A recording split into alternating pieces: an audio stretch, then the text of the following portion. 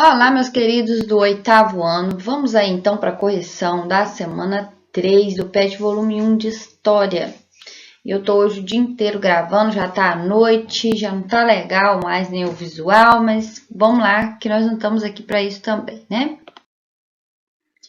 E o tema de vocês é a escravidão dentro da lógica mercantil europeia no contexto da modernidade. E aí tem um textinho aqui, que é uma canção profética dos maias, no Recapitulando. Dá uma lida neste textinho, que é bem bacana, tá? Então, vamos aqui para o próximo. Vivemos em um continente com a segunda maior extensão, grande diversidade cultural, geográfica e uma história rica, a América. Quando os europeus tiveram aqui o seu primeiro contato com esta terra, eles denominaram essa terra de Novo Mundo. Mas essa região já era ocupada por diversas civilizações, entre elas chamadas altas culturas pré-colombianas. Aí está aqui, ó, maias, astecas e incas. Estes possuíam um sofisticado conjunto de tradições e costumes, conhecimentos científicos e organização política e social que impressionaram os europeus. Esses e outros povos americanos sofreram com o processo de colonização pelos espanhóis, portugueses e ingleses. Então, na América Espanhola, ali nas regiões de maias, astecas e incas. Lá em cima, na América do Norte, os ingleses, né, que fizeram a dizimação dos índios cheroquis. E aqui no Brasil, os portugueses, né, que também fez uma ruaça com os nossos indígenas brasileiros. Os espanhóis impuseram sua cultura e iniciaram uma exploração que contou com a mão de obra forçada dos povos nativos, desarticulando toda a estrutura política, econômica e social desses povos. Já os ingleses expulsaram os índios de suas terras, travando conflitos para garantir o seu domínio territorial. O poeta Pablo Neruda resumiu bem o processo que vitimou os nativos americanos. A espada, a cruz e a forma dizimaram a família selvagem. Durante os séculos XVI e XIX, ocorreram intensas trocas entre a África e a América, originadas no contexto do lucrativo tráfico de escravizados, que sustentou todas as atividades econômicas realizadas na colônia. Essas trocas extrapolaram a importação de mão de obra escravizada na América Portuguesa, envolvendo relações políticas e intercâmbios culturais. Segue o esquema abaixo para você retomar as principais informações trabalhadas na semana. Aqui nós temos, no centro do esquema, a escravidão no Brasil. A escravidão no Brasil teve uma lógica mercantilista, né, que é toda uma montagem de um sistema muito rentável aí nesse tráfico de escravos, nessa exploração dessa mão de obra.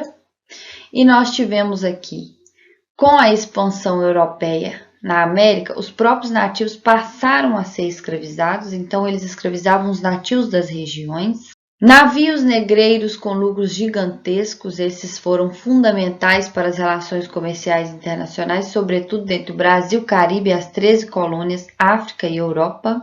Consequências: grande parte da população nativa foi dizimada, milhões de pessoas foram retiradas de suas terras natais e levadas para a América, onde perdiam seus nomes, suas culturas, suas identidades e tornavam um mero produto de venda. E ali nós temos também a resistência à escravidão. Óbvio, né? Havia fugas, a formação de quilombo, revoltas contra escravocratas, a manutenção de suas identidades e culturas originais, o enriquecimento e a compra de alforria. Então, dentro da escravidão, como a gente sempre bate na mesma tecla, nunca foi assim só pacífica, né? Eles também resistiam, óbvio, era para resistir mesmo, né? Aí nós temos o Para Saber Mais, sugestões de filme, quilombo, quanto vale é por quilo, besouro, 12 anos de escravidão. Então você pode assistir também esse documentário Caminhos da Reportagem. E também tem sugestão de livros, entre outras videoaulas para vocês aprofundarem no assunto, ok? Então vamos para as atividades. Os portugueses transportavam 500 cativos numa caravela, enquanto os holandeses não embarcavam mais que 300 num navio grande.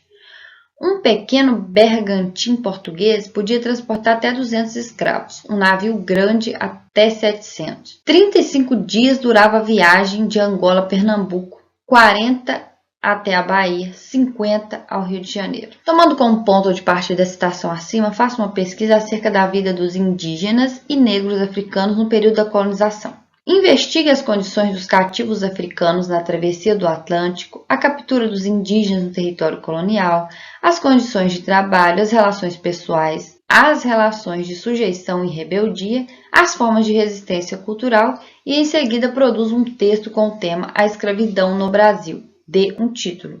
Então, o tema já está aqui, a escravidão no Brasil. Você pode dar um título para o seu texto. Óbvio que aqui tem muitas informações. O texto já ficou grande, né? E nem é um texto, é para vocês lerem e tirar daí deste texto que eu coloquei algumas coisas para complementar o seu texto.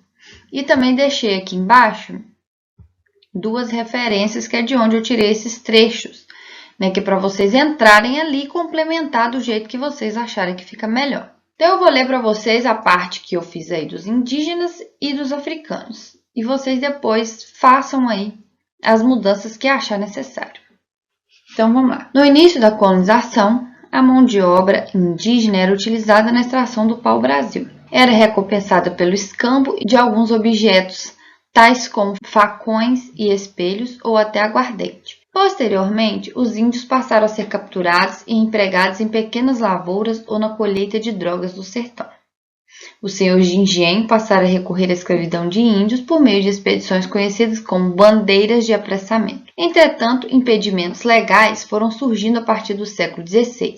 Conforme a lei, o índio somente podia ser escravizado em situações de guerra justa. Guerra justa aqui só podia ser decretado pelo imperador. E ainda assim, né, se fosse uma questão de o indígena ir lá atacar a aldeia, alguma coisa assim. Os primeiros africanos começaram a chegar no Brasil por volta da década de 1550, inicialmente por meio do tráfico ultramarino, também conhecido como tráfico negreiro. Existiam escravos que trabalhavam no campo, nas residências e nas cidades. Os do campo eram extremamente mal vestidos e muitos não tinham contato direto com seu senhor, apenas com o feitor. Os escravos urbanos trabalhavam em diferentes ofícios. A violência era algo rotineiro na vida dos escravos, e o tratamento violento dedicado a eles tinha o intuito de incutir-lhes o temor dos seus senhores. Muitos escravos podiam ser acorrentados para evitar que fugissem, e usar uma máscara de ferro conhecida como máscara de Flandres, colocada neles para impedir que engolissem diamantes nas regiões ali de extração de ouro e diamante, tá?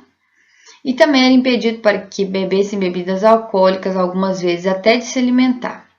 Escravos rebeldes que fugissem também poderiam ser acorrentados no tronco e chicoteados. Alguns eram até a morte. As violências que os escravos sofriam eram inúmeras. Então, gente, para fazer um texto com todas as informações que foi pedido ali no enunciado da questão, ele fica muito maior do que isso. Você vai pegar e tirar as informações que vocês desejar aqui dentro desse texto, que eu coloquei frases praticamente desconexas, para vocês juntarem, formarem um texto, e também pode ir ali nessas referências que eu coloquei, e você vai conseguir montar este texto, tá bom? E a atividade de hoje é só isso. Se foi útil, curte, se inscreva e compartilhe esse vídeo com o seu coleguinha. Te vejo na próxima semana.